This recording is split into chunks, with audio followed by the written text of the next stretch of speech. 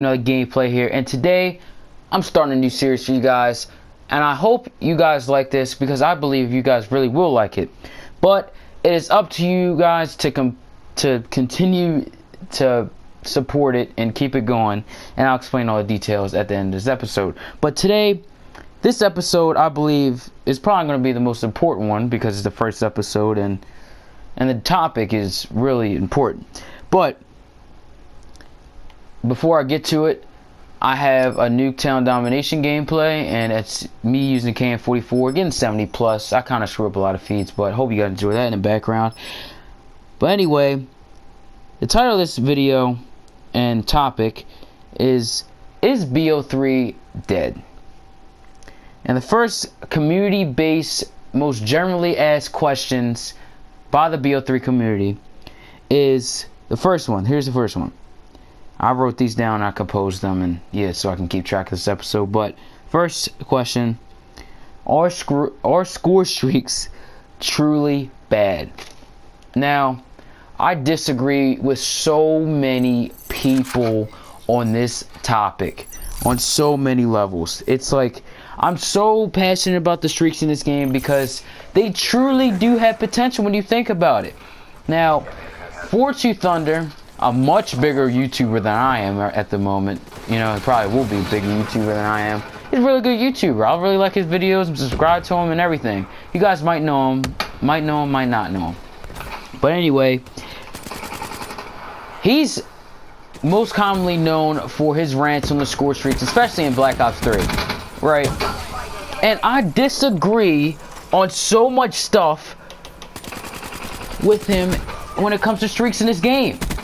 He believes that streaks are truly crap, and most of them don't do crap, and that's completely wrong on so many levels. It's like, now let me explain to you why he's wrong. When you call a wraith in the air, for example, you work your butt off to get a wraith, because I do agree with him that streaks are too hard to get in this game. That's where I do agree with him, alright? If you call on a wraith, the first thing somebody's gonna do is shoot it down, right?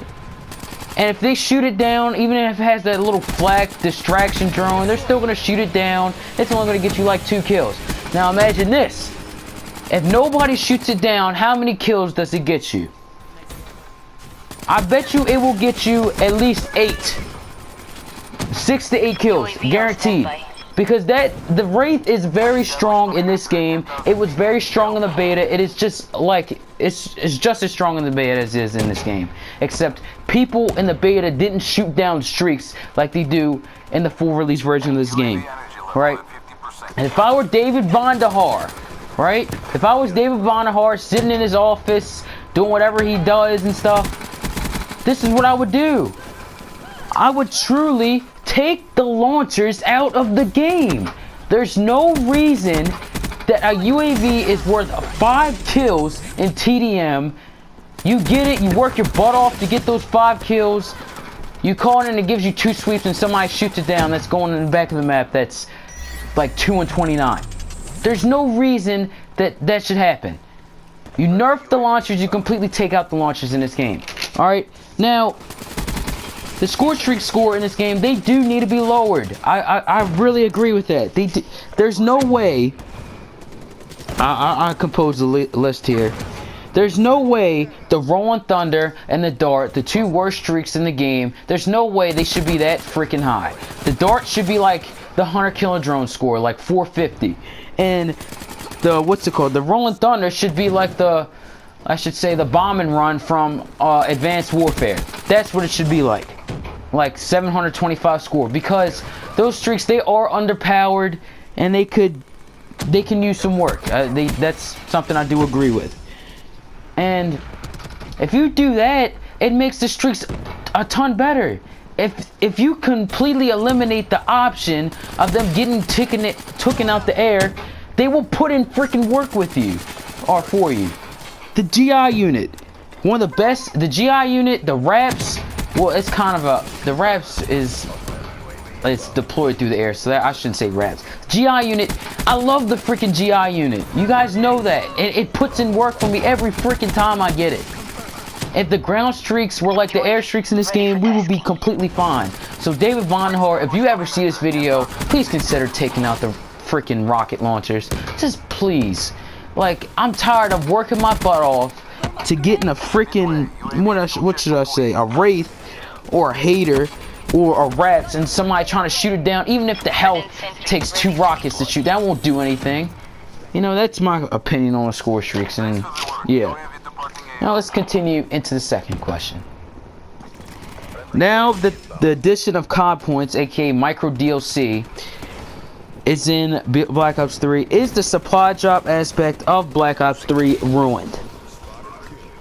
I've seen this question asked so many times in the community, on Twitter, on YouTube video. I've seen this so many times, right?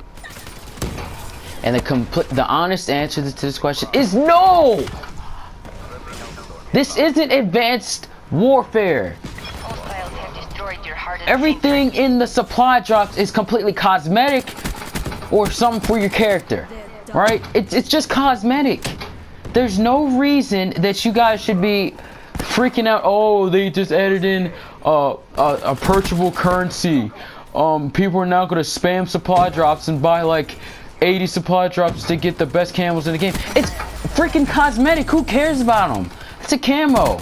If you were really passionate about camos, then I can see why you're upset. But the community loves the paint job aspect in this game. They love it, and I do too. And I love the supply drop aspect of it, like the CS, how they made it like CS:GO, where it's cosmetic. That's what I agree with. That's how Advanced Warfare should have been, right? But the game isn't ruined now that you have a easier way, or should I say more corporate way of getting supply drops, because they're a company, they want to make money. So I don't blame them for putting in a currency where you can buy them and get supply drops. I don't blame them trying to make money. But it doesn't ruin the game for you having a completely better camo than somebody. No, it doesn't. No, that's completely wrong in my opinion. And if you guys agree with me on any of these topics, please let me know in the comments section if you watch this video. Alright. And now, the third and final topic. This is probably going to be the longest, this game, of this series, or this episode, I should say. This is the question.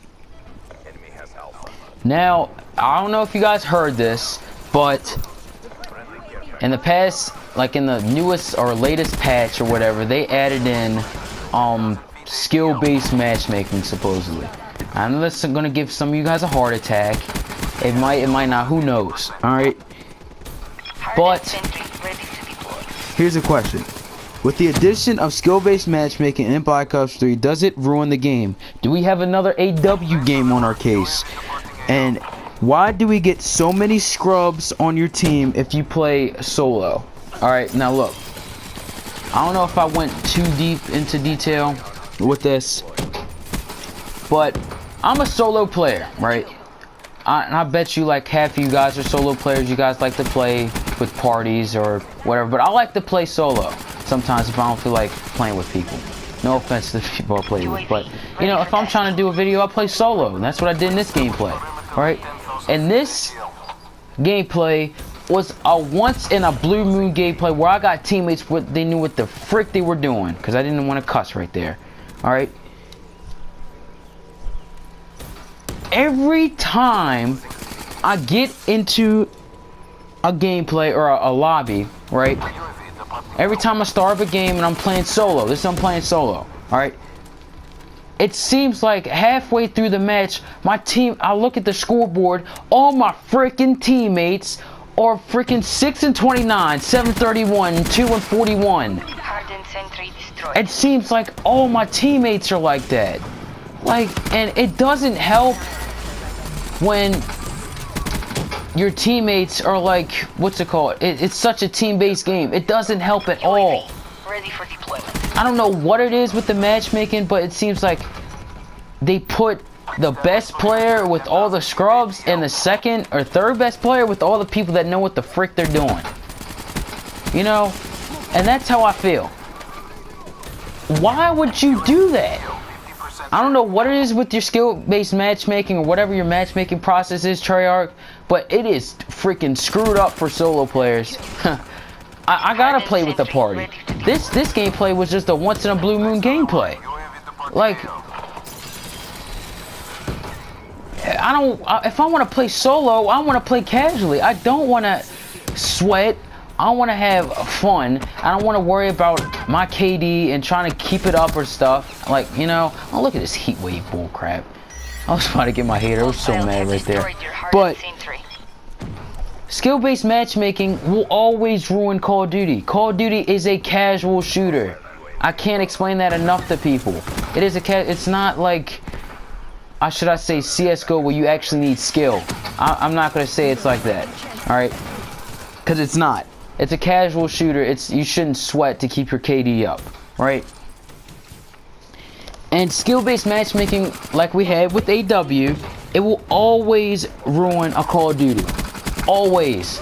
Every match I got in an AW, it freaking was a hard time for me to go positive, because I had a high KD in AW, and it was just annoying where I had to just sweat to keep my KD up, and it should not be like that. They should make it like MW3, which was my first Call of Duty, so I'm speaking from experience. They should make it like MW3 and base everything off of connection. Once you do that, you won't get as many tryhards, you know? And now that skill-based matchmaking is real, and you will notice it, if you're playing solo or if you're playing with a group, you will notice that there are people that are equal to your skill level now. And that completely ruins Call. I'm like, Treyarch, what are you thinking? You can have a great game if you make the right decisions. And I don't know what it is with it. They just need to fix it. And there's no way you should have skill-based matchmaking as casual as Call of Duty is. There's no way. That's my opinion on it, you know. And I hope I don't notice it as much with it, but yeah, I probably will. So let's just get rid of that, you know. And I'm just gonna have to deal with it, you know. It's sad, but yeah, it's what we gotta deal with now. It doesn't ruin the game. Some of this episode, it does not ruin the game, but this game could be a ton much better if there wasn't what's it called, skill-based matchmaking. A ton better.